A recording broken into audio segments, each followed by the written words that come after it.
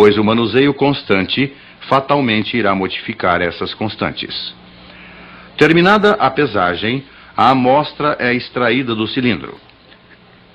É destorroada com o auxílio do martelo de madeira. É homogeneizada com a utilização da desempenadeira, preparando o material para a execução do ensaio de compactação e para a coleta das porções necessárias à determinação da umidade. Finalmente, a coleta em cápsulas que irão para a estufa, o que propiciará a que se encontre o valor da umidade e, consequentemente, a densidade seca do material utilizado na camada controlada. Densidade in situ, frasco de areia. O método do cilindro amostrador só pode ser empregado quando se tiver certeza de que sua cravação não irá provocar uma compactação adicional. Quando isto puder acontecer, pela presença de grãos grossos, por exemplo, outros métodos de controle devem ser utilizados. Um deles é o frasco de areia. O equipamento utilizado é um frasco com cerca de 3,5 litros de capacidade, dotado de funil e registro, uma bandeja quadrada de alumínio com cerca de 30 centímetros de lado, bordas de 2,5 centímetros de altura e com orifício circular no centro, dotado de rebaixamento para o apoio do funil. Areia lavada, seca de peso específico aparente solto conhecido. Escolhido o local para controle, acerta-se a superfície a ser ensaiada até torná-la lisa, plana e horizontal. Após o acerto da superfície, coloca-se a bandeja e inicia-se a cravação de uma cavidade côncava no terreno, com o auxílio de uma marreta e de uma talhadeira.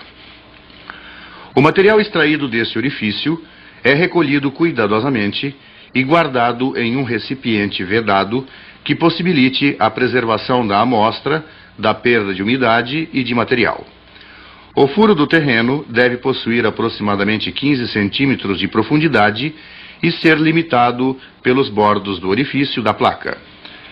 Sem qualquer movimento da placa, instala-se o conjunto frasco e funil, de forma que este fique apoiado no rebaixamento do orifício da placa. Abre-se então o registro do frasco, deixando a areia escoar livremente até cessar o movimento no interior do frasco. Fecha-se o registro e retira-se o frasco.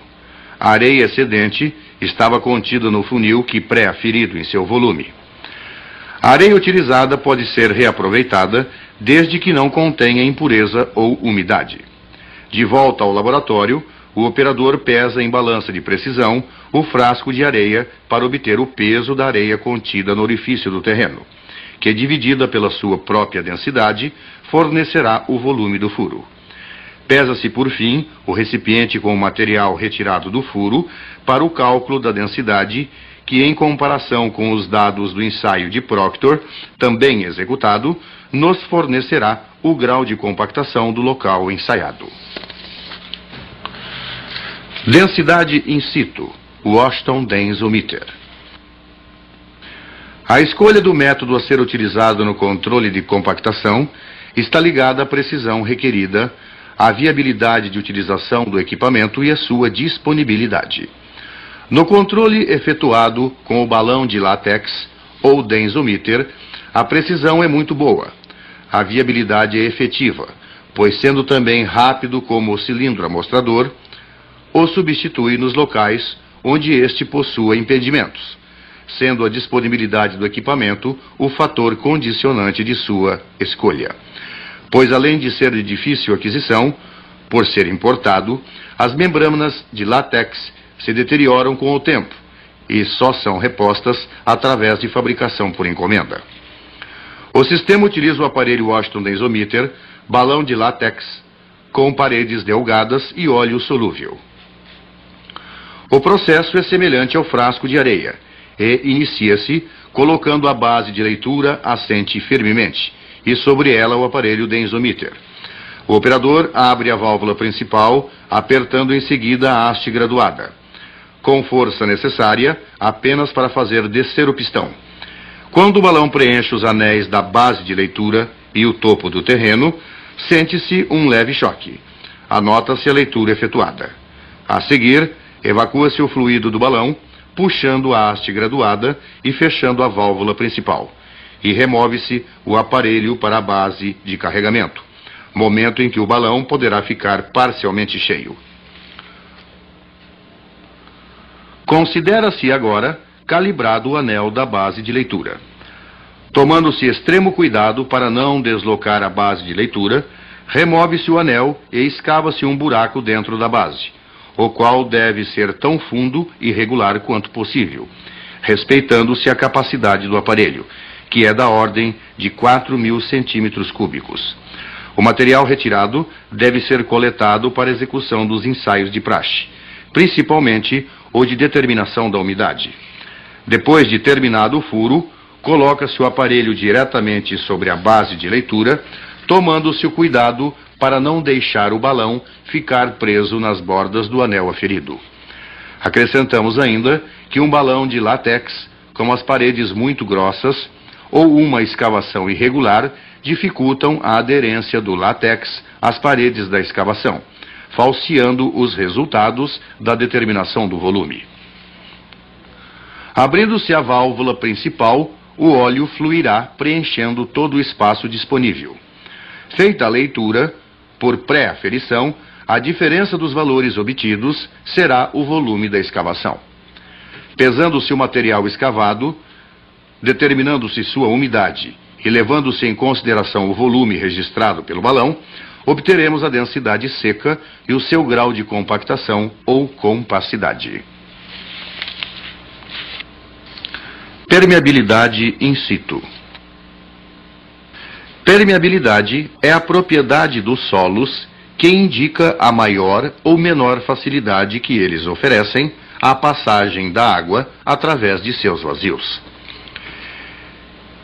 Exercem influência neste processo o tamanho dos grãos, a temperatura e viscosidade da água, o índice de vazios, o arranjo estrutural dos grãos e o grau de saturação, entre outros.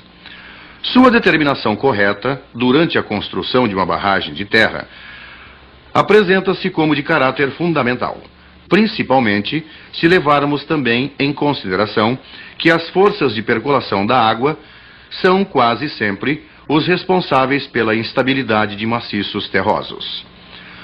O coeficiente de permeabilidade durante o processo construtivo pode ser determinado através de ensaios em laboratório, utilizando-se de amostras indeformadas oriundas dos locais de interesse.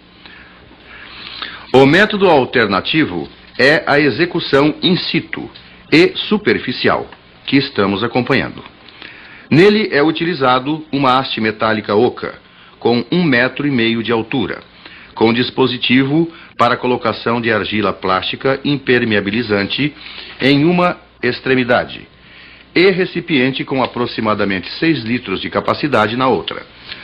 São utilizados ainda trados tipo concha com 2, 4 e 6 polegadas de diâmetro, além de brita graduada do tipo 1 e argila plástica. Com o auxílio do trado tipo concha com 4 polegadas de diâmetro, é perfurado no terreno a ser controlado um orifício com 1,20 m de profundidade. Todo o material solto em torno do furo deve ser removido para evitar interferência no ensaio. A haste metálica oca possui em sua extremidade uma saliência em forma de disco para receber a argila plástica impermeabilizante.